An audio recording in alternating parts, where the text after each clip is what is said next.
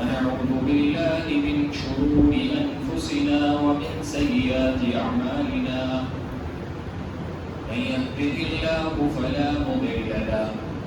ومن يضلل فلا هادي له وأشهد أن لا إله إلا الله وحده لا شريك له وأشهد أن محمدا عبده ورسوله أرسله بالحق بشيرا ونذيرا يا أيها الذين آمنوا اتقوا الله حق تقاته ولا تموتن إلا وأنتم مسلمون يا أيها الناس اتقوا ربكم الذي خلقكم من نفس واحدة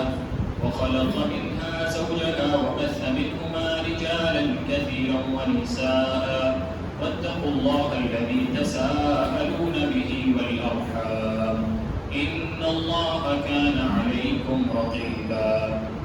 يا أيها الذين آمنوا اتقوا الله وقولوا قولا سديدا يصلح لكم أعمالكم ويغفر لكم ذنوبكم ومن يطع الله ورسوله فقد فاز فوزا عظيما أما بعد فإن خير الحديث كتاب الله وخير الهدي هدي محمد صلى الله عليه وسلم وشر الأمور محدثاتها وكل محدثة بدعة وكل بدعة ضلالة وكل ضلالة في النار. أعوذ بالله السميع العليم من الشيطان الرجيم. بسم الله الرحمن الرحيم. قاف والقرآن المجيد بل عجبوا أن جاءهم منذر منهم فقال الكافرون هذا شيء عجيب أئذا متنا وكنا ترابا ذلك رجع بعيد قد علمنا ما تنقص الأرض منهم وعندنا كتاب حفيظ بل كذبوا بالحق لما جاءهم فهم في أمر مريج أفلم ينظروا إلى السماء فوقهم كيف بنيناها وزيناها وما لها من فروج والأرض مددناها وألقينا فيها رواسي وأنبتنا فيها من كل زوج بهيج تبصرة وذكرى لكل عبد منيب ونزلنا من السماء ماء مباركا فأنبتنا به جنات وحب الحصيد والنخل باسقات لها طلع نضيد رزقا للعباد وأحيينا به بلدة ميتا كذلك الخروج كذبت قبلهم قوم نوح وأصحاب الرس وثمود وعاد وفرعون وإخوان لوط وأصحاب الأيكة وقوم تبع كل كذب الرسل فحق وعيد أفاعينا بالخلق الأول بل هم في لبس من خلق جديد. فقد قال الله تعالى في الكلام المجيد والفرقان الحميد يا أيها الذين آمنوا قوا أنفسكم وأهليكم نارا وقودها الناس والحجارة عليها ملائكة غلاظ شداد لا يعصون الله ما أمرهم ويفعلون ما يؤمرون. حاضرین جمعہ، بزرگان دین، نوجوانان ملت، خواتین اسلام، تمام طرح کی حمد و ستائش، کبریائی بڑائی اللہ رب العالمین کے لیے لائق و زیبا ہے۔ درود و سلام تمام انبیاء کرام پر، خصوصاً تاجدار مدینہ سرور کونین سید ولد آدم حضرت محمد صلی اللہ علیہ وسلم پر۔ حاضرین جمعہ، یہ دنیا بہت خوبصورت ہے، ظاہری طور پر ہمارے دلوں کو موہ لینے والی ہے، اور دنیا میں دو نعمتیں ایسی ہیں جو انتہائی زینت والی ہیں۔ ایک نعمت مال، پیسہ، روپیہ ہے کہ جس کے ذریعے سے انسان اپنی زندگی آسانی کے ساتھ گزار سکتا ہے، اچھا کھا سکتا ہے، اچھا پہن سکتا ہے، اچھی گاڑی میں سفر کر سکتا ہے۔ اور دوسری چیز اولاد ہے جو انتہائی زینت والی ہے۔ اولاد یہ ماں باپ کی شناخت ہوتی ہے، ماں باپ کی آنکھوں کی ٹھنڈک ہوتی ہے، اور اولاد سے ماں باپ کو بہت ساری امیدیں وابستہ ہوتی ہیں۔ اسی لیے اللہ تبارک و تعالیٰ نے قرآن مجید میں فرمایا المال والبنون زینت الحیات الدنیا، کہ مال اور اولاد یہ دنیاوی زندگی کی زینتیں ہیں۔ جہاں ایک طرف ان کو زینت قرار دیا گیا، وہیں دوسری طرف یہ بھی بتایا گیا کہ یہ دونوں چیزیں ہمارے لیے آزمائش ہیں۔ ان دونوں چیزوں کے ذریعے ایک انسان اپنی آخرت کو سنوار سکتا ہے، اور انہی دونوں چیزوں کے ذریعے ایک انسان اپنی آخرت کو بگاڑ بھی سکتا ہے۔ اسی لیے قرآن میں ذکر ہے انما اموالکم و اولادکم فتنہ، یقیناً تمہارا مال اور تمہاری اولاد یہ فتنہ ہے، یہ آزمائش ہے۔ اس کے ذریعے اللہ رب العالمین تمہارا امتحان لیتا ہے تمہیں مال دے کر کے، کہ تم کس طریقے سے مال کو کماتے ہو اور کس طریقے سے خرچ کرتے ہو۔ یہ انسان کے اپنے ثوابدید اور اس کی اپنی ترجیحات پر ہے کہ وہ کس طریقے سے مال کو کماتا ہے، حلال اور حرام کی تمیز کرتا ہے یا نہیں کرتا ہے۔ بس صرف اس کو اس بات کی فکر ہے اور اس کا موٹو صرف یہ ہے کہ صرف اور صرف پیسہ آئے، چاہے کہیں سے آئے، حلال راستے سے ہو یا حرام راستے سے ہو، اور پھر وہ اپنے پیسے کو انہی حرام جگہوں پر بھی خرچ کرے، حلال جگہوں پر بھی خرچ کرے۔ شریعت کی جو تعلیمات پیسوں کے سلسلے میں، مال کے سلسلے میں ہے، اس کا خیال نہ رکھے۔ اسی طریقے سے اولاد جس سے ماں باپ محبت کرتے ہیں اور اس محبت میں چور ہو کر کے اس کے لیے تمام چیزیں مہیا کرتے ہیں، اس کو تمام چیزیں دیتے ہیں، اس کو زندگی کی آشائش اور تمام کی تمام آسانیاں اس کے لیے پیدا کرتے ہیں، اور محبت میں، اس کے پیار میں، اس کے لاڈ میں اس کی فکر نہیں کرتے ہیں کہ وہ کس طرف جا رہا ہے۔ یعنی جو تربیت کرنی چاہیے وہ تربیت نہیں کرتے ہیں، اس کے جسم کی فکر تو کرتے ہیں کہ وہ اچھا کھائے، اچھا پہنے، اچھی زندگی گزار لے، لیکن اس کی روح کی فکر نہیں کرتے ہیں، اس کے عقیدے کی فکر نہیں کرتے ہیں، اس کی توحید کی فکر نہیں کرتے ہیں، اس کے اسلام کی اور اس کے اخلاق کی، اس کے کیریکٹر کی فکر نہیں کرتے ہیں۔ یقیناً یہ چیز ہم مسلمانوں کو بہت نقصان پہنچاتی ہے، اور آج کے دور میں خاص کر کے ہمارے اس ملک میں یہ ہم مسلم کمیونٹی کو ایک بہت بڑا چیلنج ہے۔ بلا تفریق کسی مسلک اور ملت کے تمام مسلمانوں کو اس بات کا آج چیلنج پیش ہے کہ وہ اپنی اولاد کی صحیح ڈھنگ سے تربیت نہیں کر پا رہے ہیں، جس کا نتیجہ یہ نکل رہا ہے کہ ان کی اولاد، ان کی بچیاں غیر مذہب کے لوگوں کے جالوں میں پھنس کر کے، ان کے ٹریپ میں آ کر کے اپنے اس پیارے مذہب کو، اپنے اس دین کو، اپنے اس عقیدے کو چھوڑتی چلی جا رہی ہیں، اور بڑی آسانی کے ساتھ ان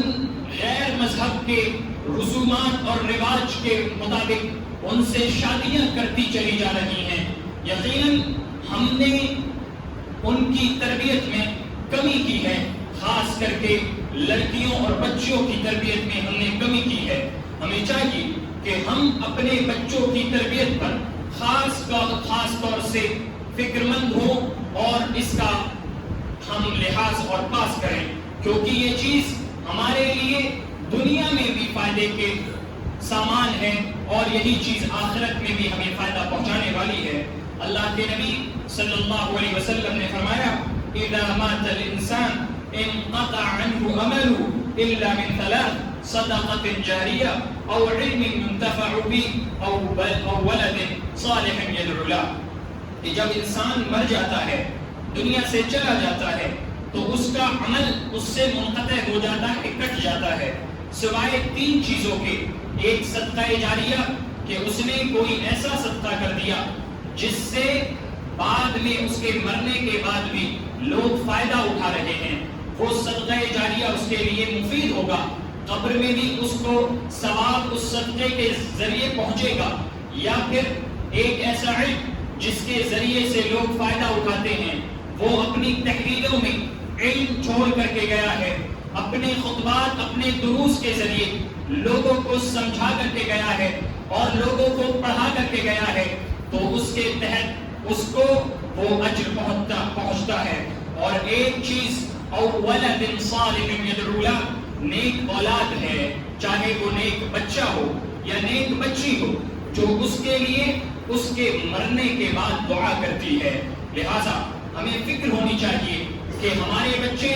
ہماری بچیاں ہماری موت کے بعد ہمارے لیے دعائیں کریں، ہماری مغفرت کی دعائیں کریں اور ہمارے لیے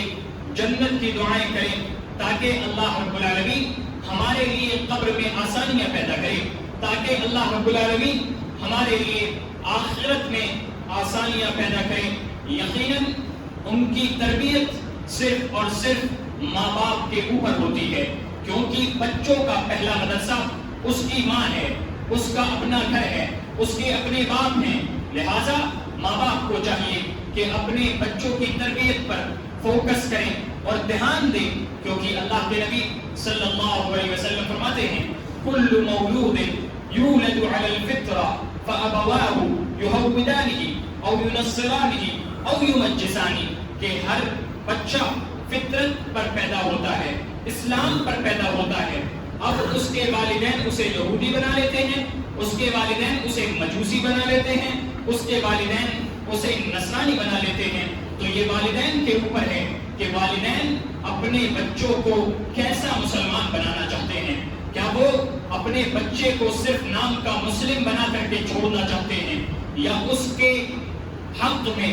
یہ فیصلہ کرتے ہیں کہ وہ دین کی تعلیمات کو جانے، خاص کر کے عقیدہ توحید کو جانے، جس کو چھوڑ کر کے وہ دوسروں کی رسومات اور رواج میں شریک نہ ہو سکے۔ آج ہم مسلم معاشرہ اس بات کا سب سے زیادہ سامنا کر رہا ہے کہ ہم اپنے بچوں کو ایسے کالجز اور ایسی یونیورسٹیز میں داخلہ اور ایڈمیشن کراتے ہیں جہاں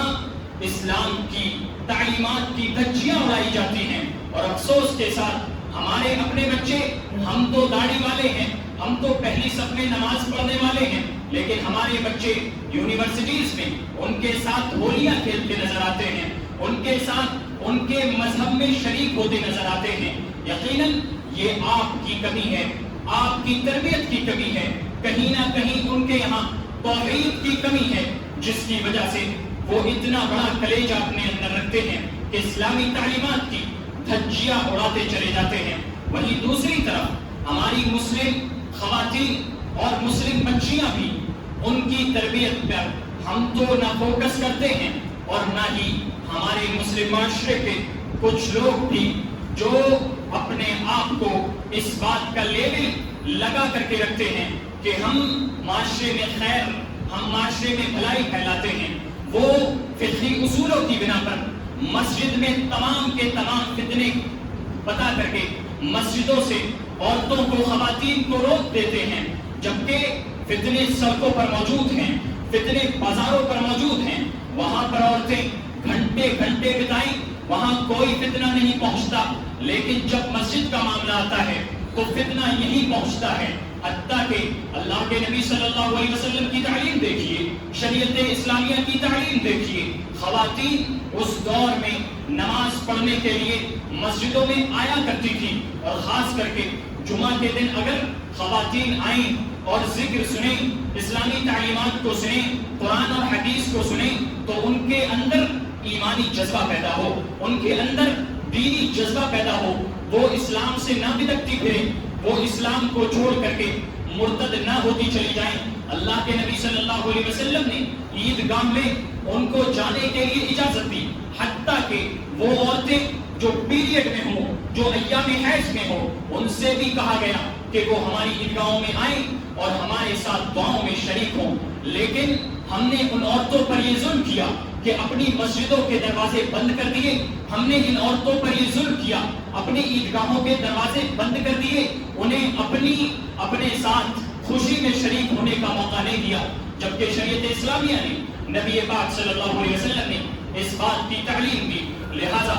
ضرورت اس بات کی ہے کہ ہم بات کی نزاکت کو اور ماحول کی نزاکت کو سمجھتے ہوئے ان چیزوں کو جاری کریں اور ساری کریں، تاکہ ہماری جو خواتین ہیں، جو نوجوان بچیاں ہیں، وہ اس طرح کی نقصانات سے، اس طرح کی تکالیف سے بچ جائیں اور مرتد نہ ہو۔ میرے بھائیوں، اسی لیے اللہ رب العالمین نے نصیحت کرتے ہوئے، تمام مومنوں کو خطاب کرتے ہوئے اس بات کا پیغام دیا کہ یا ایھا الذین آمنوا قوا انفسکم واہلیکم نارا، اے ایمان والو، اے مومنو، تم اپنے نفسوں کو بچاؤ، اپنے اہل و عیال کو بچاؤ، اپنے بچے اپنے بچیوں کو بچاؤ، اپنے گھر والوں کو بچاؤ۔ کس چیز سے بچانا ہے؟ آگ سے بچانا ہے، جہنم سے بچانا ہے، اس آگ سے بچانا ہے۔ وقودها الناس والحجارہ، جس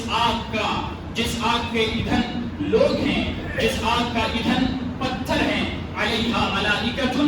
غلاظ شداد لا یعصون اللہ ما امرهم ویفعلون ما یؤمرون، جس جہنم پر ایسے تیز تند اور سخت مزاج فرشتے قائم ہیں جو آگ کو جہنم میں ڈالتے وقت ذرہ برابر بھی رحم نہیں کھانے والے ہیں۔ ایسے فرشتے ہیں جو اللہ رب العالمین کے حکم کو بجا لاتے ہیں، وَيَفْعَلُونَ مَا يُؤْمَرُونَ، اور یہ فرشتے وہی کرتے ہیں جن کا انہیں حکم دیا جاتا ہے۔ لہٰذا ماں باپ اپنی ذمہ داری کو سمجھیں، ذمہ داران اپنی ذمہ داری کو سمجھیں کہ ہم اپنے معاشرے کے لیے، ہم اپنے بچوں کے لیے، ہم اپنے مسلم نوجوان اور مسلم نوجوان لڑکے اور لڑکیوں کے لیے کیا کر سکتے ہیں، تاکہ ہمارا سماج ایک سیدھی راہ کی جانب چل پڑے، نکل پڑے۔ اسی لیے اللہ کے نبی صلی اللہ علیہ وسلم نے فرمایا کلکم راع وکلکم مسئول عن رعیتہ، کہ تم میں ہر شخص ذمہ دار ہے اور اس شخص سے اس کی ذمہ داری کے بارے میں سوال کیا جائے گا، پوچھا جائے گا کہ تو نے اپنے بچوں کی تربیت کیسی کی ہے، کہ تو نے اپنی سوسائٹی کے لیے کیا کام کیا ہے۔ اگر تو سوسائٹی کا ذمہ دار تھا تو تو نے ان کو کتنا سمجھایا اور ان کے لیے کتنی چیزوں کو آسان بناتے ہوئے اسلامی تعلیمات کے مطابق تو نے ان کو اس راستے پر لا کھڑا کیا جس راستے پر نبی پاک صلی اللہ علیہ وسلم اور صحابہ کرام موجود تھے۔ آگے فرمایا فالامام راع، امام حاکم وقت یہ ذمہ دار ہے، وہو مسئول عن رعیتہ، اس امام سے اس کی امامت کے بارے میں، اس کی ذمہ داری کے بارے میں سوال کیا جانا ہے۔ والرجل راع فی اہلہ، اور ہر شخص اپنے گھر میں، اپنے اہل و عیال میں ذمہ دار ہے۔ وہو مسئول عن رعیتہ، اور اس شخص سے بھی اس گھر کی ذمہ داری کے بارے میں، اس کے بچے کے بارے میں، اس کی بچیوں کے بارے میں سوال کیا جانا ہے۔ والمرأة راعیة وهو مسئول عن رعیتہ، وہی مسئولة عن رعیتها، کہ امرأة یعنی خاتون یہ بھی اپنے گھر کی ذمہ دار ہے۔ اس کے لیے بھی ضروری ہے کہ وہ اپنی بچوں کی تربیت صحیح ڈھنگ سے کرے، اس سے بھی اس کی ذمہ داری کے متعلق سوال کیا جائے گا۔ لہٰذا جو خواتین گھروں میں موجود رہتی ہیں ان کی یہ سب سے زیادہ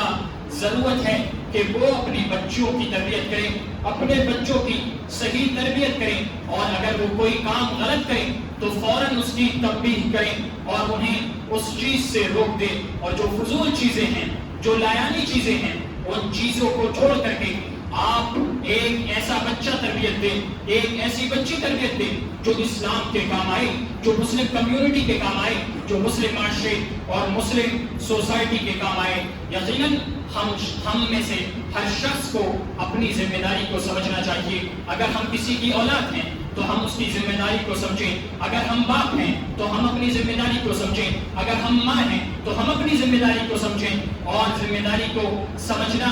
یہی آپ کو نجات کا باعث ہوگا، اور ذمہ داری کو ادا کرنا یہی نجات کا باعث ہوگا۔ اور اگر آپ نے ان ذمہ داریوں میں کوتاہیاں کی ہیں، آپ نے دھوکہ دھڑی کی ہے، تو یقیناً آپ جہنم میں جائیں گے، جنت آپ کے لیے حرام کر دی جائے گی۔ اللہ کے نبی جناب محمد عربی صلی اللہ علیہ وسلم فرماتے ہیں ما من عبد یسترعیہ اللہ رعیۃ يموت يوم يموت وهو غاش لرعیته الا حرم اللہ علیہ الجنہ، کہ کوئی شخص جس کو ذمہ دار بنایا جائے، کسی بھی چیز کا وہ ذمہ دار ہو اور وہ اپنی پوری زندگی اپنے ماتحتوں کے ساتھ، اپنے بچے اپنے بچیوں کے ساتھ یا اپنی رعایا کے ساتھ دھوکہ دھڑی کرتے رہے تو اللہ رب العالمین نے اس پر جنت کو حرام کر دیا ہے۔ لہٰذا ہم ان باتوں کی روشنی میں یہ بات اچھی طریقے سے سمجھ لیں کہ تربیت کرنا اولاد کی اور اچھی تربیت کرنا یہ ہماری اولین ذمہ داری ہے، تاکہ اس ذمہ داری کو ادا کر کے ہم اللہ رب العالمین کے یہاں پکڑاؤ نہ رہیں، اپنی اولاد کے ساتھ خیر کا معاملہ کریں۔ اور سب سے بڑی خیر، سب سے بڑی بھلائی یہی ہے کہ ہم ان کو توحید کا درس دیں، ہم انہیں عقیدہ توحید کا درس دیں، ان کی توحید کو مضبوط کریں، تاکہ جو فتنے ہیں، جو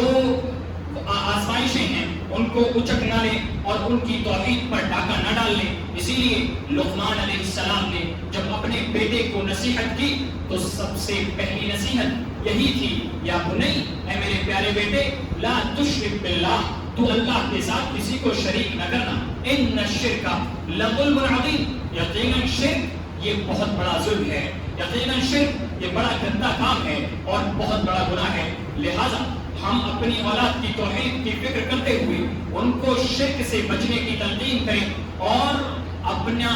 گھرانہ اور اس گھرانے کا ماحول ایسا بنائیں کہ وہ کسی بھی حد تک چلا جائے لیکن شرک تک نہ جا پائے، توحید کو بچا لے جائے، کیونکہ یہی چیز ہے جس کے ذریعے سے اسے جنت ملنی ہے، یہی کنجی ہے جس کے ذریعے سے اسے جنت ملنی ہے۔ اگر یہ کنجی اس کے پاس نہ ہوئی تو صرف اور صرف جہنم ہے اور ہمیشہ کے لیے اسے جہنم میں جانا ہے۔ اسی طریقے سے ماں باپ کو چاہیے کہ اپنے بچوں کے لیے اسوہ بنے، قدوہ بنے، آئیڈیل بنے، ہیرو بنے۔ اگر آپ چاہتے ہیں کہ آپ کے بچے نماز پڑھنے آئیں، اگر آپ چاہتے ہیں آپ کے بچے خیر اور بھلائی کا کام کریں تو آپ بھی وہی کام کرنے لگ جائیں، تاکہ بچے آپ کو فالو کریں، تاکہ بچے آپ کی تابعداری کریں، تاکہ بچے آپ کی اتباع کریں۔ اور ایسا نہ ہو کہ آپ کہیں کچھ کریں کچھ، اس چیز سے اللہ رب العالمین نے منع کیا ہے اور مومنوں کی صفت یہ نہیں قرار دی ہے۔ اللہ رب العالمین فرماتا ہے، یا ایھا الذین آمنوا لم تقولون ما لا تفعلون، اے ایمان والو، اے مومنو، تم وہ بات کیوں کہتے ہو جو تم خود نہیں کرتے۔ لہٰذا ضرورت اس بات کی ہے کہ ہم اپنے بچوں کے لیے آئیڈیل، نمونہ، اسوہ اور ہیرو بنے۔ ایک مرتبہ نبی پاک صلی اللہ علیہ وسلم کے سامنے ایک ایسی سچویشن پیدا ہوئی کہ صلح حدیبیہ کے موقع پر جب آپ صلی اللہ علیہ وسلم نے کفار کی شرائط کو مانا، جو ظاہری طور پر ایسا لگتا تھا یہ شرائط تمام کی تمام کفار کو فائدہ کرتی ہیں، کفار کو فیور کرتی ہیں، مسلمانوں کو ان سے نقصان ہو رہا ہے، تو صحابہ اکرام تھوڑے سے ناراض تھے۔ اللہ کے نبی صلی اللہ علیہ وسلم کو اسی حالت میں اللہ رب العالمین نے احرام کو کھولنے، اپنے سروں کو منڈوا لینے اور قربانی کرنے کا حکم دے دیا۔ اللہ کے نبی صلی اللہ علیہ وسلم نے یہ حکم جب صحابہ کو دیا تو صحابہ نے اس حکم پر عمل نہیں کیا۔ ایسا نہیں ہے کہ صحابہ نے آپ کے حکم کی خلاف ورزی کی، بلکہ صحابہ کے دل میں یہ حرص تھی کہ شاید کوئی وحی نازل ہو جائے جس کے ذریعے سے یہ جو شرائط ہیں جو کفار کو فیور کر رہے ہیں اس سے ہم باز آ جائیں، اس سے نبی پاک صلی اللہ علیہ وسلم رک جائیں۔ صحابہ اکرام نے جب ان باتوں پر عمل نہیں کیا، یعنی قربانی نہیں کی، اپنے سروں کو نہیں مڑوایا اور احرام کو نہیں کھولا، تو آپ صلی اللہ علیہ وسلم بے چین ہو گئے۔ ابھی تک ایسا نہیں ہوا تھا کہ آپ صلی اللہ علیہ وسلم کی کسی بھی بات کی خلاف ورزی کی جائے۔ آپ صلی اللہ علیہ وسلم اسی بے قراری اور اسی نا اطمینانی میں اپنی بیوی کے پاس جاتے ہیں، ام المومنین کے پاس جاتے ہیں، ذکر کرتے ہیں کہ صحابہ کو نہ جانے کیا ہو گیا ہے، میری بات پر عمل نہیں کر رہے ہیں، میری اتباع نہیں کر رہے ہیں۔ بیوی نے کوئی آپ کو آپ کے ساتھیوں کے خلاف بھڑکایا نہیں، بلکہ بڑی حلیم سے اور بردباری سے، بڑے حکیمانہ انداز میں آپ کو بتاتے ہوئے کہا کہ آپ خود پہلے یہ کام کر جائیے، آپ اپنے سر کو منڈوا لیجئے، آپ قربانی کر جائیے، احرام کو کھول دیجئے۔ اللہ کے نبی صلی اللہ علیہ وسلم نے جب یہ کام خود کیا، اس کے بعد دیکھا اللہ کے نبی صلی اللہ علیہ وسلم دیکھتے ہیں کہ تمام کے تمام صحابہ اکرام یہی کام کرنے لگ جاتے ہیں اور تمام کے تمام لوگ اپنے احرام کو کھول دیتے ہیں، قربانی کرتے ہیں اور اپنے سروں کو مڑوا لیتے ہیں، تو اس سے پتہ چلتا ہے کہ ہم کسی بھی شخص کے لیے ایک مثال بنے، ایک نمونہ بنے، ایک ہیرو بنے، ایک کیریکٹر بنے، تاکہ وہ ہماری چال پر چل سکے، ہماری راہ پر آ سکے، اور جس راہ کی طرف ہم دعوت دے رہے ہیں، جس بھلائی کی طرف دعوت دے رہے ہیں، وہ ہمارے پیچھے چلنے میں کوئی اعتراض نہ کرے، یہ نہ کہے کہ آپ تو ایسا نہیں کرتے ہیں۔ لہٰذا اسی طریقے سے ہم اولاد کے سلسلے میں، ان کی تربیت کے سلسلے میں محتاط ہوتے ہوئے انہیں نمازوں کے قریب کریں اور خود بھی نمازوں کے قریب آئیں۔ اللہ کے نبی صلی اللہ علیہ وسلم نے فرمایا مروا اولادکم بالصلاۃ، کہ اپنی اولاد کو صلاۃ کا حکم دو، وہم ابناء 7 سنین، جب وہ 7 سال کے ہو جائیں تو انہیں نماز کا حکم دو، وَاضْرِبُوهُمْ عَلَيْهَا وَهُمْ أَبْنَاءُ 10 سنین، اور جب وہ 10 سال کے ہو جائیں نماز نہ پڑھیں تو ان کو مارو اور مسجدوں میں لے کر کے آؤ۔ یہ شریعت کی تعلیم ہے کہ اگر اللہ رب العالمین کے حکم کی آپ کی اولاد فرمانبرداری نہیں کر رہی ہے، آپ کو اگر اسے ڈانٹ پھٹکار بھی لگانی پڑے، مارنا بھی پڑے، تو آپ کو مارنا چاہیے تاکہ اس کی تربیت ہو سکے، تاکہ وہ نمازوں کا عادی بن سکے، تاکہ وہ نمازوں کا پابند بن سکے، مسجدوں سے جڑ سکے۔ لہٰذا ہم اپنے بچوں کو جو 7 سال کے ہو گئے ہیں، سمجھ بوجھ رکھتے ہیں، کسی طرح کا کوبرام اور کسی طرح کا شور و گل مسجد میں نہیں کرتے ہیں، تو ایسے بچوں کو لے کر کے مسجد میں آیا جائے اور انہیں سکھایا جائے کہ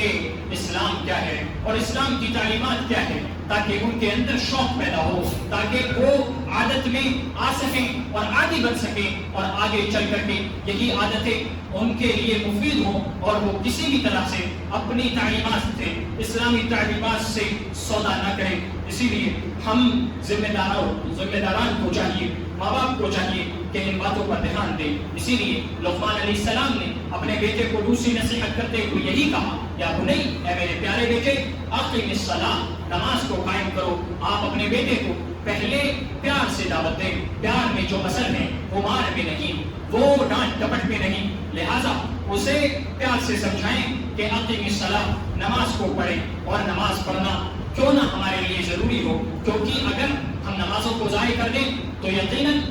جہنم کا جو سب سے گہرا گڈھا ہے اس میں جا کر کے گریں گے۔ اللہ رب العالمین نے فرمایا فَخَلَفَ مِن بَعْدِهِمْ خَلْفٌ أَضَاعُوا الصَّلَاةَ وَاتَّبَعُوا الشَّهَوَاتِ فَسَوْفَ يَلْقَوْنَ غَيًّا، جن لوگوں نے نمازوں کو ضائع کر دیا اور شہوات کی پیروی کی، خواہشات کی پیروی کی، ان کا دل کہہ رہا ہے کہ انہیں مارکیٹ میں جانا چاہیے، مگر آذان یہاں پکار رہی ہے، وہ اپنے دل کی سنتے ہیں، اپنی خواہش پر عمل کرتے ہیں، اپنی خواہش کی اتباع کرتے ہیں، لیکن اللہ رب العالمین کے فرمان کو نہیں سنتے ہیں۔ تو ایسی صورت میں اللہ رب العالمین نے فرمایا فَسَوْفَ يَلْقَوْنَ غَيًّا، ایسے لوگ غی نامی جو وادی ہے، جہنم کے اندر جو گڈھا ہے، اس گڈھے میں ایسے لوگوں کو ڈال دیا جائے گا۔ اسی طریقے سے بہت ساری باتیں ہیں جو ذکر کی جا سکتی ہیں، مگر مختصر طور سے یہی جان لیجیے کہ آپ بھلائی کرنا چاہتے ہیں تو خود پہلے بھلائی کی طرف آئیں اور لوگوں کو بھلائی کی دعوت دیں، اپنے بچوں کے لیے نمونہ اسوہ خطبہ بنے۔ اللہ تبارک و تعالیٰ سے دعا ہے کہ اللہ تعالیٰ تو ہمیں ان تمام باتوں پر عمل کی توفیق دے۔ رب کریم ہم میں جو ارتداد کا فتنہ پنپ رہا ہے اس کو ختم کر دے۔ رب کریم ہمیں اسلامی تعلیمات سے منسلک کر دے، اپنی تعلیمات سے محبت کرنے، ان پر عمل کرنے کی توفیق دے دے۔ آمین۔ وآخر دعوانا الحمدللہ رب العالمین۔ بارک اللہ لی ولکم فی القرآن العظیم ونفعني وإياكم بالآيات والذكر الحكيم إنه تعالى جواد كريم ملك برور